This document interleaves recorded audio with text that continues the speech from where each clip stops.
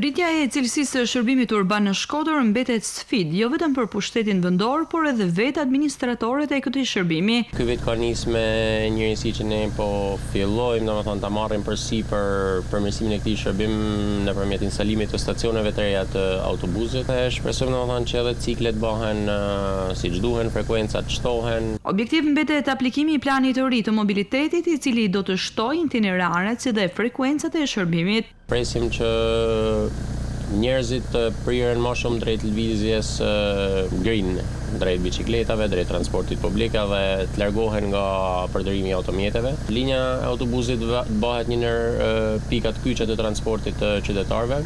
Pritet edhe futja një linje tjetër nga Kirasi tek stacioni i trenit. Duke qenë se prej vitesh ky shërbim në Shkodër mbulohet vetëm nga çmimi i biletës, për administratorin ka qenë e vështirë përballimi i kostove të shtuara.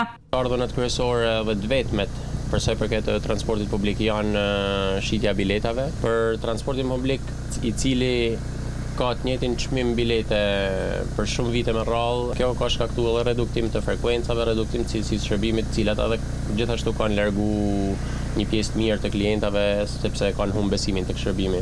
Synimi i planit të ri të mobilitetit është vëmendje ndaj hapësirave përkëmbësore, shtimit të kursive të biçikletave si dhe transportit publik, duke shtuar gjelbërimin urban.